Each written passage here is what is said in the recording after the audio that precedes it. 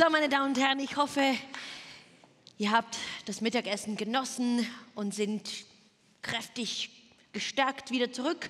Wir haben 4 tolle Referate vor uns, 2 Stunden voller Input und da hoffe ich doch, dass Sie sich gut gestärkt haben. Nun, meine Frage an Sie, haben Sie schon einmal von digitaler Umweltverschmutzung gehört? Ich zitiere, der CO2-Abdruck einer E-Mail sei sehr viel größer als der Verbrauch einer Glühbirne, die man mehrere Stunden brennen lässt. Mit dieser Aussage unterstrich die neue französische Ministerin für die Energiewende am 24. Mai den nahezu unsichtbaren, aber wachsenden ökologischen Fußabdruck des digitalen Sektors. Wie kann man also den digitalen Wandel mit dem Umweltschutz in Einklang bringen? Wir machen schon sehr vieles, machen sehr vieles gut. Bei vielen Sachen ist es eher eine Verschlimmbesserung. Einen Einblick und die wichtigsten Best Practices für den Start einer Green IT-Stratégie gibt uns jetzt Gründer und CEO von Canopé. Un accueil chaleureux pour le fondateur et CEO de Canopé, Ivan Mariblanca Flinch.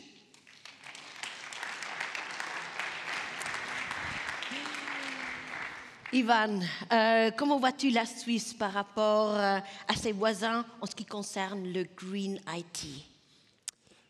Très bonne question. Alors en Suisse, on est très bon d'un point de vue numérisation par rapport aux pays voisins.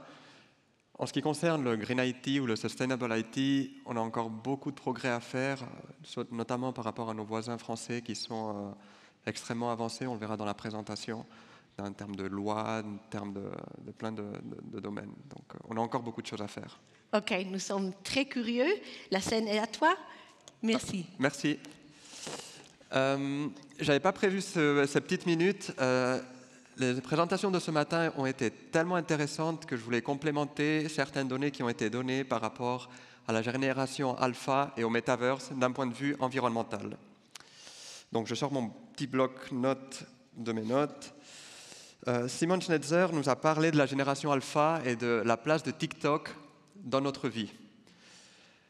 Ce qui est intéressant, c'est que la génération alpha est appelée la génération climat, celle qui est censée nous sauver. Or, c'est la génération qui consomme le plus de données numériques et c'est celle qui remplace le plus souvent ses équipements électroniques.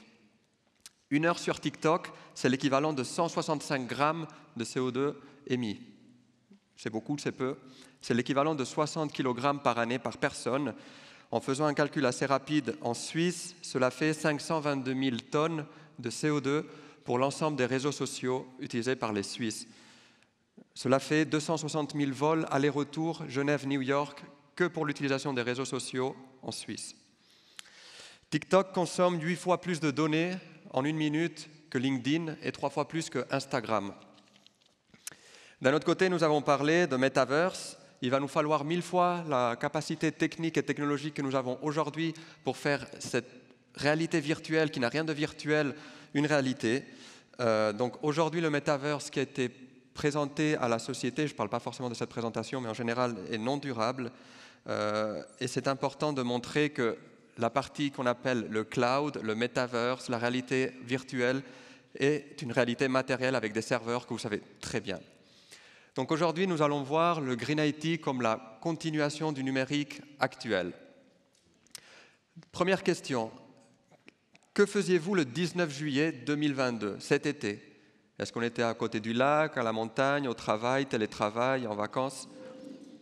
Le 19 juillet, pour la première fois de l'histoire, Londres atteint les 40 degrés. Ce jour-là, à cause de la chaleur, les serveurs informatiques de l'hôpital Saint-Thomas, l'hôpital le plus grand de Londres, tombent en panne.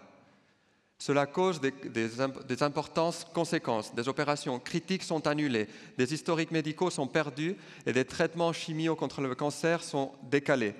C'est la crise la plus grande, avouera le directeur, depuis les dernières décennies.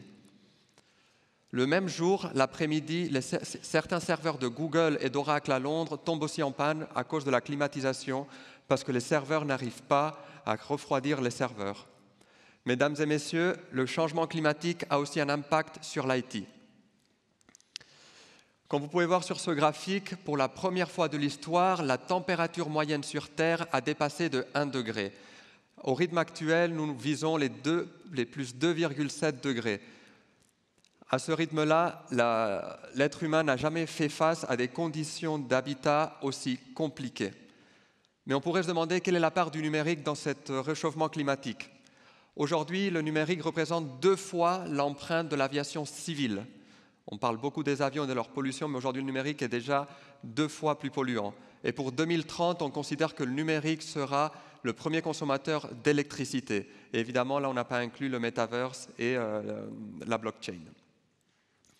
Donc, commençons par une petite introduction au numérique. On va tester vos connaissances en Green IT. Je vais vous poser différentes questions et il s'agit de voir quelle est votre maturité en Green IT. Alors, première question. D'après vous, combien de smartphones sont vendus à chaque seconde dans le monde? Allez, je vous laisse 5 secondes. Pour ceux et celles qui sont bons en mathématiques, c'est 3,5 millions par jour. Voilà. 40 smartphones sont vendus à chaque seconde dans le monde et ça ne fait qu'augmenter. Mais combien de ressources naturelles faut-il utiliser pour fabriquer un seul smartphone? Pour un smartphone de 200 grammes, classique, on est sur 200 kg, 1000 fois plus de ressources que le produit final. Imaginez aller faire les commissions à la Coop ou à Migros pour un risotto de 500 grammes et qu'il fallait acheter 500 kg de commission. Troisième question, parmi tous ces smartphones que l'on vend, combien sont récupérés correctement pour le recyclage? Est-ce que c'est 10, c'est 20 ou c'est 30? C'est 20% uniquement. Plus précisément, c'est 18%. Et en moyenne, dernière question, tous les combien d'années un smartphone est remplacé en entreprise? Tous les 3 ans. C'est la moyenne européenne. En Suisse, on est à tous les 2 ans. Je me suis trompé, dernière question. Les vidéos en ligne, combien ont pollué en 2018? Le streaming. Autant que l'Espagne. 1% de la pollution mondiale est générée par le streaming. Et évidemment, en 2018, TikTok n'était pas encore aussi connu. Je vais passer à la dernière question, comme ça on avance. Si on devait définir le numérique, c'est une question qu'on me pose souvent, mais c'est quoi le numérique finalement? Certaines personnes disent que c'est les smartphones, d'autres personnes disent que c'est les laptops. Très peu de personnes parlent de serveurs, de réseaux, de cloud, parce que c'est quelque chose que l'on ne connaît pas. Le numérique aujourd'hui peut être défini par 3 grands piliers. Le premier, ce sont les terminaux. Ce sont tous ces équipements qui nous entourent d'un point de vue individuel. Aujourd'hui, on compte 34 milliards d'équipements sur Terre. À peu près une moyenne de 11 équipements par Européen et 13 par Américain. Ils font toujours mieux, même quand il s'agit de faire mal. Les réseaux, vous connaissez très bien, ce sont tous ces kilomètres de câbles de fibre optique qui relient les data centers. Aujourd'hui, on compte plus de 1,2 million de câbles de fibre optique. C'est beaucoup, c'est peu, c'est à vous de juger. C'est 32 fois le tour de la Terre. Et finalement, nous avons les centres de données. Aujourd'hui, on compte plus de 100 millions de serveurs qui hébergent et traitent nos données.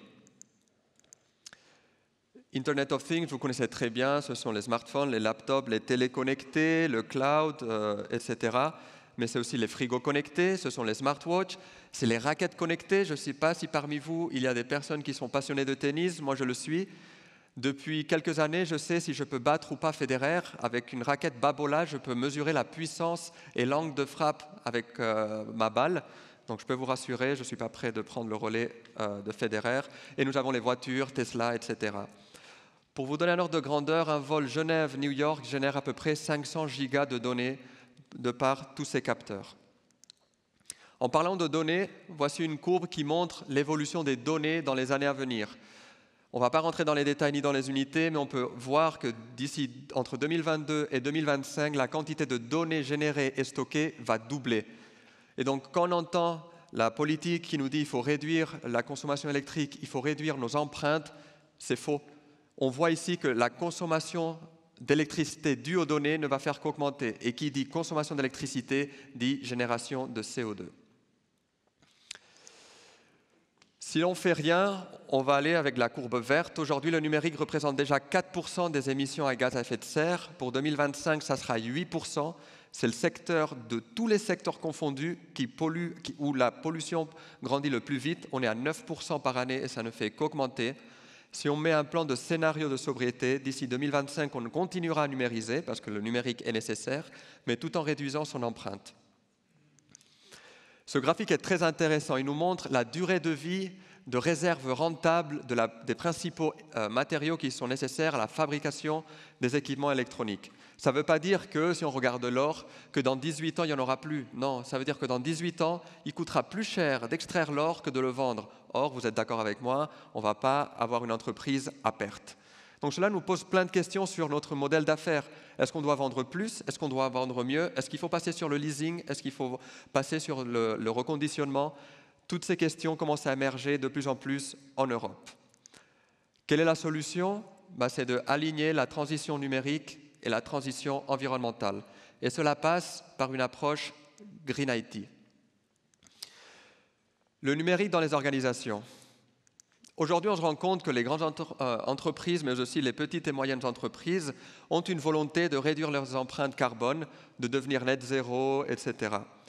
On prend en compte l'énergie, la mobilité, l'alimentation, les fournisseurs, mais aujourd'hui, on ne mesure pas encore l'empreinte de l'IT, mis à part la consommation énergétique. Mais ce qu'il faut comprendre, c'est que pour le numérique, entre 70 à 90% de l'empreinte d'un smartphone, d'un laptop, d'un serveur, de n'importe quel équipement se fait à la fabrication. Donc, même si on met un mode économie d'énergie ou un fond noir, etc., on joue très peu sur l'impact. Donc, c'est important de comprendre et de mesurer l'ensemble du cycle de vie de l'équipement. Prenons un cas concret. Il y a 2 ans, l'EPFL a fait une mesure globale de son empreinte carbone. 18 000 collaborateurs. Il se trouve que le numérique représente 25% de son empreinte globale. Et c'est exactement la même fourchette que l'on trouve avec Canopé qu'on accompagne les entreprises de services. C'est à peu près entre 10 à 30% de l'empreinte globale, c'est l'IT. Mais Ivan, est-ce que c'est beaucoup, 25%? 25%, ce sont 7 900 tonnes de CO2 par année. C'est l'équivalent à peu près de 4 000 allers-retours Genève-New York. Donc oui, le numérique pollue, et oui, le numérique doit rentrer dans les plans de développement durable des entreprises et des administrations publiques. Pour vous donner un exemple, un ordinateur, c'est à peu près 400 kg de CO2 uniquement à la fabrication.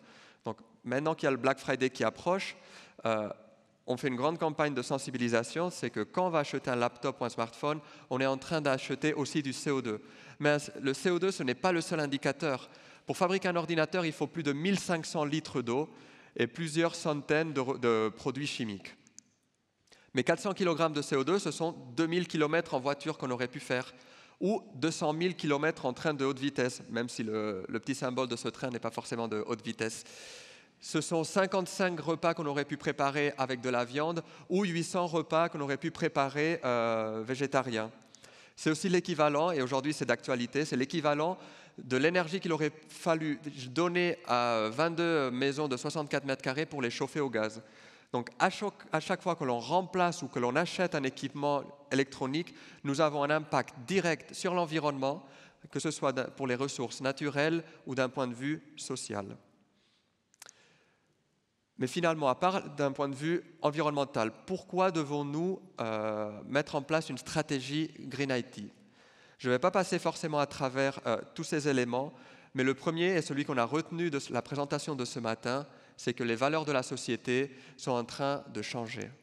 Aujourd'hui, 46% des consommateurs sont prêts à payer plus pour des marques éthiques et responsables. Et on trouve les mêmes chiffres pour les employés et les candidats, mais aussi chez les jeunes. De plus en plus de personnes veulent quitter leur travail pour rejoindre des entreprises à sens. Donc, c'est extrêmement important de comprendre que le Green IT est non seulement bon pour l'environnement, mais c'est aussi très bon pour la marque employeur. Et de nombreuses sociétés nous approchent pour justement être labellisées par rapport à un label qui existe, non pas uniquement pour l'environnement, mais parce qu'ils veulent avoir le label sur leur site web et ils ont compris que le green est rentré aussi dans l'IT. Même si l'environnement et la société sont déjà des facteurs suffisants pour convaincre les entreprises d'aller vers le Green IT, nous avons en plus de cela des lois qui commencent à arriver. En France, qui est le pays le plus avancé dans le Green IT, nous avons 2 lois qui sont déjà promues, qui sont l'AGEC et REEN. REEN pour réduction de l'empreinte environnementale du numérique. Qu'est-ce qu'on y retrouve dans ces lois? Par exemple, que les villes de plus de 50 000 habitants ont l'obligation d'avoir une stratégie Green IT. Mais nous avons aussi quelque chose qui peut vous toucher directement, c'est que tous les fournisseurs d'accès Internet, depuis 2022, sont obligés d'indiquer dans leur facture la quantité de données consommées par le client et à côté l'empreinte CO2. C'est une réalité en France et c'est l'obligation. Et ça arrivera sûrement en Europe. En Suisse, on ne le sait pas encore, mais on va surtout s'aligner, je pense, à l'Europe. En parlant de l'Europe, le Parlement européen, depuis 2 ans déjà, promouvoit à travers des directives plusieurs actions sur des campagnes de sensibilisation, mesurer l'impact de l'IT, l'impact environnemental de l'IT dans les entreprises et la promotion de critères sociaux et environnementaux. Vous êtes sûrement très au courant que bientôt le scope 3, le périmètre 3 de la mesure d'empreinte des entreprises sera sûrement obligatoire pour les grandes entreprises et bientôt aussi pour les PME. Donc aujourd'hui, que ce soit d'un point de vue environnemental, sociétal, marketing ou législatif, le Green IT est venu pour rester. Mais parlons maintenant de ROI, parce que c'est toujours intéressant de savoir qu'est-ce que peut apporter le numérique responsable dans une entreprise. Les différentes études ainsi que les accompagnements que l'on fait avec les entreprises montrent que, ça c'est un chiffre assez conservateur, on peut économiser jusqu'à 10% du budget IT annuel. Puisque le Green IT n'a pas pour but d'enlever tout l'équipement informatique et revenir au papier, loin de là. Il a pour but d'optimiser l'infrastructure informatique. Par exemple, est-ce que tout le monde a besoin du double écran? Est-ce que tout le monde a besoin d'un cloud aussi important? Est-ce que tout le monde a besoin d'avoir un smartphone à la maison, au travail et un autre à la maison? On peut promouvoir le Bring Your Own Device. Ce sont des pratiques qui sont de plus en plus tolérées dans les entreprises. D'un point de vue environnemental, appliquer le Green IT, c'est réduire en moyenne de 30% l'empreinte environnementale de son parc informatique. On va venir mesurer l'impact de la fabrication, de l'utilisation, mais aussi de la fin de vie des équipements. Et finalement, un ROI marketing qui va nous permettre de répondre à la pression que nous avons des collaborateurs qui veulent une entreprise de plus en plus responsable, mais aussi des actionnaires. On travaille avec des banques cantonales qui nous disent aujourd'hui nous avons les agences de rating mais aussi les investisseurs qui nous poussent de plus en plus à avoir des notes environnementales plus importantes et dans les conseils d'administration et dans les assemblées générales on nous pose des questions sur quelle est la place de l'IT, de la pollution de l'IT au sein de notre pollution générale. La société, comme je l'ai dit, le marché et les lois. Donc oui, le numérique pollue.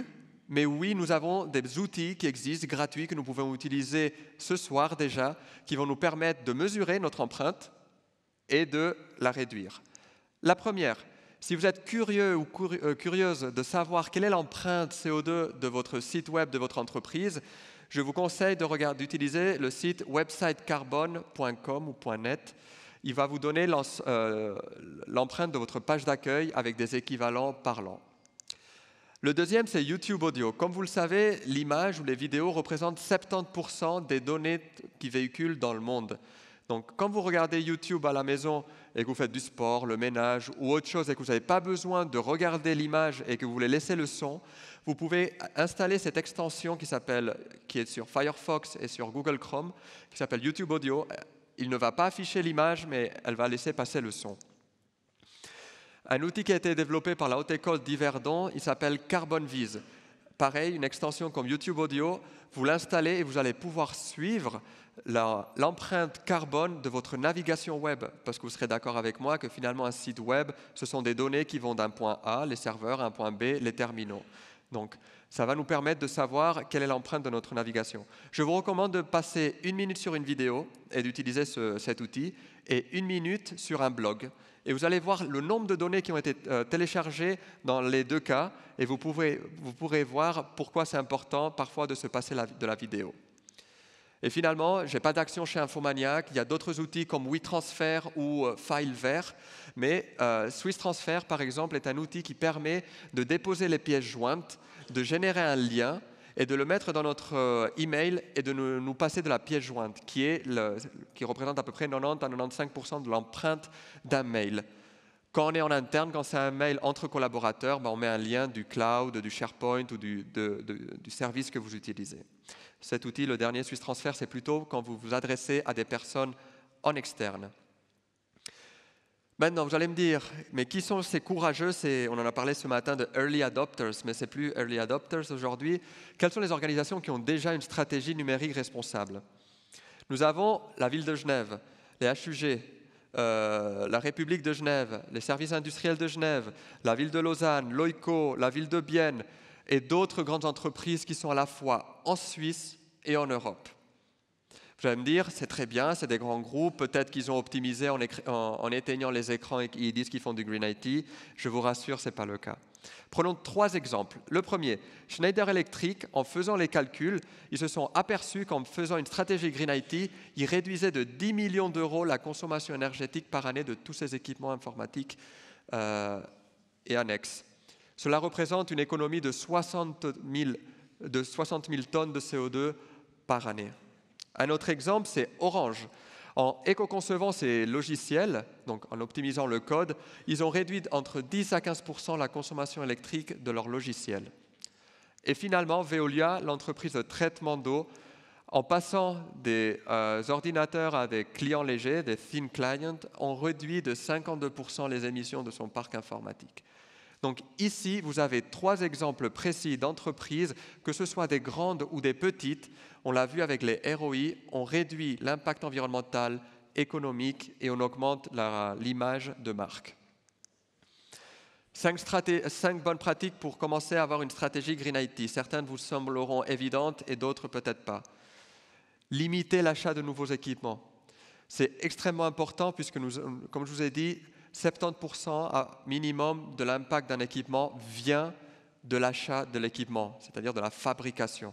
D'où l'intérêt de prolonger la durée de vie et d'acheter, s'il faut acheter reconditionné. Et si on ne peut pas acheter reconditionné, qu'il faut acheter neuf, on peut promouvoir des marques éthiques comme Fairphone, peut-être vous avez entendu parler, je n'ai pas d'action chez Fairphone, et Shiftphone, pareil, qui est une alternative. Il existe les mêmes marques éthiques pour les laptops. Quand il s'agit d'acheter neuf, nous pouvons privilégier d'acheter des équipements qui ont des labels. Comment on fait pour les fruits avec le bio? On peut acheter des équipements qui ont des labels. Energy Star, sûrement vous le connaissez tous. HRAE, peut-être qu'on le connaît moins, c'est pour les serveurs. En fonction de la classe HRAE qu'on va acheter, le serveur va pouvoir travailler à plus ou moins haute température et humidité, donc on n'aura pas besoin de refroidir les centres de données aussi intensément. Et TCO aussi, c'est un label pour l'ensemble des équipements, écrans, smartphones et tablettes et laptops. Héberger ces centres de données verts. On a la chance, mais c'est aussi un problème en Suisse, que notre mix énergétique est très bas. Et donc, la consommation d'électricité génère très peu d'empreintes CO2. Mais cela ne veut pas dire que parce qu'on est bon d'un point de vue mix énergétique, que nous ne devons pas optimiser notre cloud. Donc, privilégions les centres de données qui ont un PUE, donc une efficience énergétique très bonne. Implémenter la sobriété numérique, c'est se demander toujours, est-ce qu'on en a besoin ? Si on en a besoin, quelle est l'alternative qu'on pourrait mettre en place? Et toujours de se poser des questions. Il n'y a pas de recette miracle. C'est toujours de se dire quelle est l'empreinte environnementale de l'action que nous allons faire, que ce soit un projet, que ce soit un software, que ce soit un hardware, que ce soit la communication, etc. Aujourd'hui, on voit que le Green IT touche tous les secteurs. On est approché par des pays africains qui souhaitent faire des démarches Green IT. Nous sommes approchés par des agences de communication qui veulent mesurer l'empreinte de leur campagne marketing. Nous sommes approchés par des fournisseurs d'accès Internet qui souhaitent se positionner comme le fournisseur le plus vert de la Suisse. Le Green IT est transverse comme le numérique. Et finalement, pour moi, le plus important, c'est de sensibiliser et de former les gens. On a beau mettre toute la technologie que l'on veut, si l'on ne change pas la culture et que l'on ne change pas la manière d'appréhender le numérique, le metaverse, etc., on n'aura pas d'issue. On a beau tout digitaliser, si on n'arrive pas à répondre en termes d'électricité à toute cette demande, la numérisation n'aura pas lieu. Pour finir, implémenter une stratégie numérique responsable, c'était dans le passé un choix. Ce n'est plus le cas. Que vous le vouliez pour des raisons marketing, législatives, économiques, sociales ou d'image, à un moment ou à un autre, vous devrez vous positionner et afficher à vos parties prenantes que vous prenez en compte l'environnement aussi pour l'IT. Et je finirai avec une citation qui résume la vision de Canopé. c'est que la technologie ne sera ni plus ni moins écologique que nous le serons. Merci beaucoup.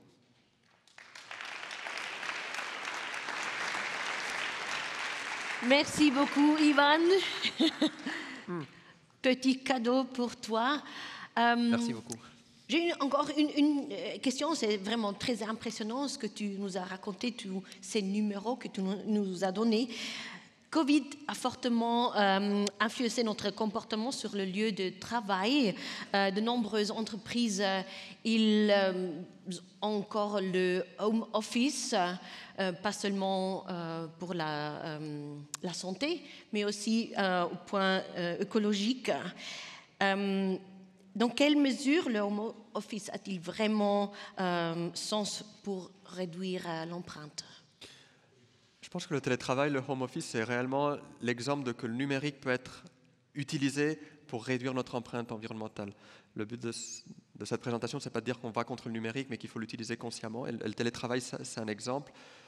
Aujourd'hui, par exemple, les entreprises promouvoient le télétravail parce qu'on réduit la mobilité des collaborateurs, ce qui est excellent. Des études montrent qu'à peu près, avec 2 jours de télétravail par semaine, on peut réduire à peu près de 200 kg de CO2 l'empreinte d'un collaborateur en une année. Donc c'est énorme. Mais cette étude montre aussi que si l'on ne met pas en place les bonnes pratiques Green IT, cette économie de CO2 peut être réduite de 30% si on ne met pas les bonnes pratiques. Un exemple, est-ce qu'on va équiper tous les télétravailleurs ou télétravailleuses avec 2 écrans à la maison, avec une docking station, avec un clavier, avec une souris, avec plein d'autres gadgets? C'est là où le Green IT commence à apparaître, de dire qu'est-ce qu'il est nécessaire et qu'est-ce qui n'est pas nécessaire. Merci beaucoup. Merci Isabelle. À toi, Ivan, et bonne chance avec le Green IT et que ça entre en Suisse aussi, ça développe. Merci beaucoup.